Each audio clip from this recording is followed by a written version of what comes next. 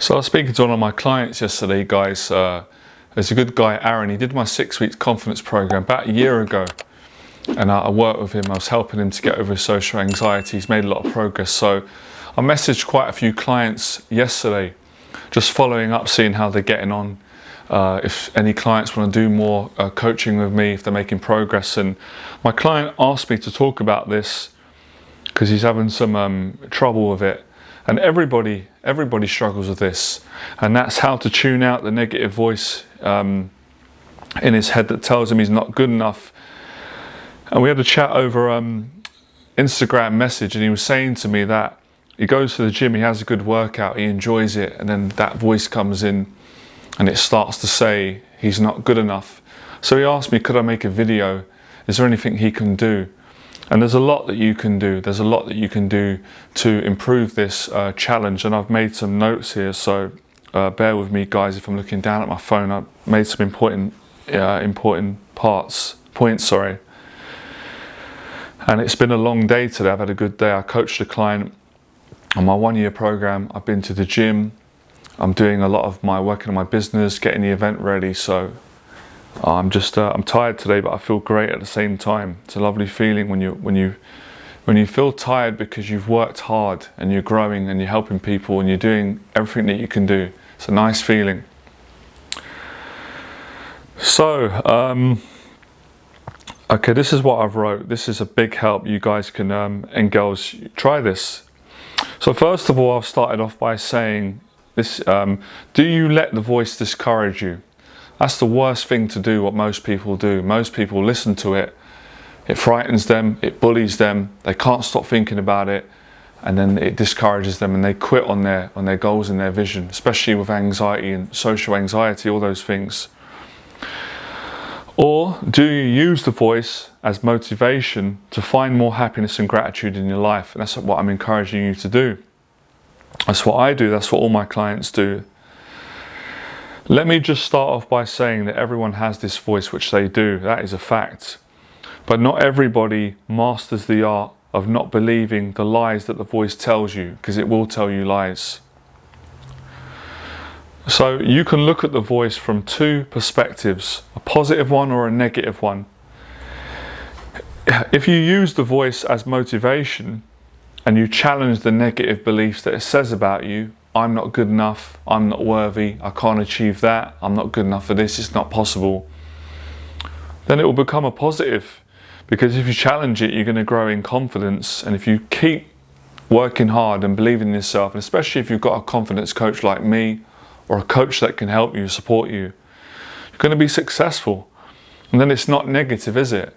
If it's driving you to be better in life, and make more money and improve your relationships and get confident and stop caring about what people think and lose weight, to improve all areas of life and to be a better person and to be a blessing to other people, then it's not negative, is it? And this is what I teach all my committed clients on my confidence coaching programs. And this is what I've learned, guys. This was obviously the same for me. It was the biggest challenge for me, breaking out of my terrifying fear when I was in my 20s, where I couldn't come out of the house, couldn't do anything, couldn't live life properly.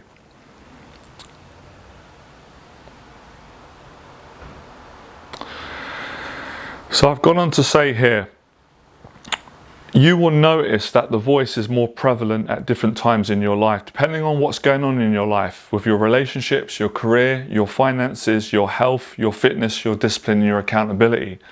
And what I mean by that is, if your life's going well and you're happy and you're more at peace, usually that voice is a lot quiet. But contradictory to that statement, sometimes the voice comes on strong. It's happened to me, and at some point it will happen again. It comes on strong when things are going well. It tries to sabotage you. It tries to put fear into you, doubt, and spoil your peace. But sometimes the voice is a sign that your life isn't right and you do need to make changes. So sometimes the voice is there to help you. Depending on how you look at life and the voice and your perspective, you could say it's always positive. Again, on a different perspective, and if I look at my life in different ways at different times, I could say that the voice is horrible, it's a nightmare, it's a bully, it's making your life unbearable.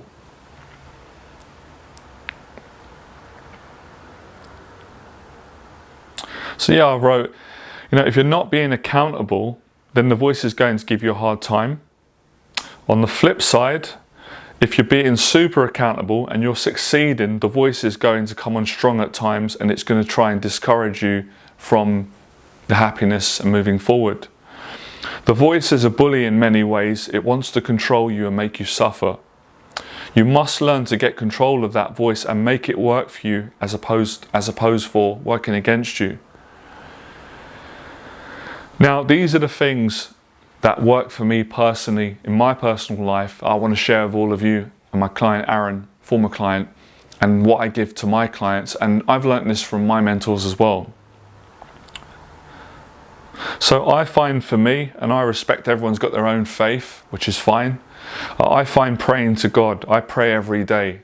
When I haven't prayed, it can be really tough. Praying tunes out that voice. So everybody's got their own way of praying. I pray my own way. Giving thanks to God, gratitude. I'm not talking about fake gratitude or intellectual gratitude where people just say it, really meaning it from your heart, and that might take some time for people to get to that space. Same for me. You're only human, when you're working through things. So prayer, for me, lately it's been great. I listen to Christian music because I think the music's beautiful anyway. I like the music. I like love music, worship music, and I also I listen to other music as well, not just Christian music, but Christian music, oh man, that keeps me in a good spirit, keeps those demons away, and it subdues and quietens that voice. That works for me. Now, moving on to other things, serving other people, being kind, always going to be a win. Always going to be a win. You don't have to be a teacher in business to serve people. You serve people just by being sincere and kind, and that's something for everyone. That's the ongoing challenge for all of us, to be as kind as we can. Helps massively. Having good relationships and having open-hearted communication is brilliant for tuning out that voice for you and everybody else. Relationships. Sometimes when that voice is coming on really strong, and it's judging you, and it's frightening you, and it's saying that you're not good enough, and it's not possible, and it's giving you a hard time. A lot of the times that's a sign you're not connecting, you're on your own too much. You're with the voice, entertaining it. You need to go and spend time with family, friends, come to an event, speak to a mentor, connect. Really, really important. That's why I say come to my event. Now, here's some of the practical things you can do to tune out that negative voice and build confidence or remain confident and encouraged. In no chronological order: boxing training or weight training, running, swimming, cardiovascular, hill sprints, push-ups, dips, pull-ups, all in the area of fitness. When I'm training all the time, I feel great. That voice is really quiet for me today. It's really quiet, I can't hear it. I'm in spirit, I'm in a good place because of the disciplines and habits. And these are the things that I'm putting on the channel, on my Instagram page. Public speaking, amazing for tuning out that voice. Business and entrepreneurship, amazing at tuning out that voice. Traveling, really great, amazing. Relaxing in the park, practicing self-awareness, which is part of praying and what we're doing today. We're making it aware, talking to someone, honest confession, and not identifying with the voice and all the horrible things it can say. Another exercise you can do that I practice, when the voice starts to say negative things about you, like you're not good enough, or you're not possible, or you can't have peace in your life, or things are not going to work out, you need to counteract it with positive affirmation about yourself. Say, I am good enough, and I am grateful, and I'm the things that I'm grateful for.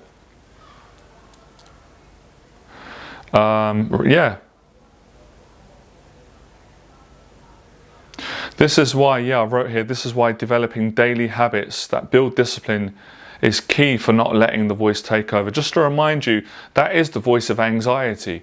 That is kind of like the origin of where most of anxiety comes from, whether it's social or life. It comes from that voice being triggered, listening to it, believing it, and then panicking and worrying. So don't buy into it, and take comfort in the fact that everyone has that voice. It just depends on where they're at.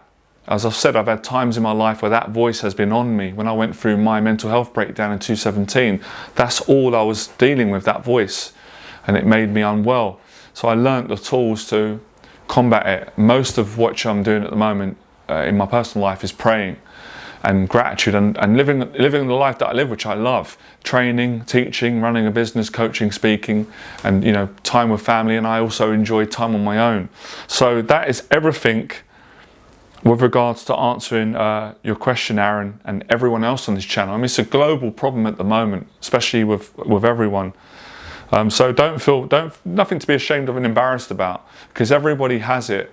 And some people might not be aware they've got it. Some people are aware, they're afraid to talk about it. I totally understand that. I'm not judgmental, I'm compassionate. I used to be the same, but I'm not afraid anymore, because when I didn't speak about it, it literally ruined my life. It was ruining my life. So talking about it is important. It was great that you did that. So yeah, listen, it's life. There's times where life's really great and things go well, brilliant. But it's not always going to go well. And times of struggle when it's not going well, that's when we've got to communicate. And I think sometimes that's the best time when you should think about investing in coaching and working with a coach and achieving goals. But yeah, I'm going to be honest, guys. I think sometimes the voice has got some truth in it. I know it's not nice and it isn't a nice thing, and I don't wish anyone to suffer, but sometimes it tells you the truth. Maybe you're not being accountable enough, and maybe if you were, you'd be happier and you would feel good enough.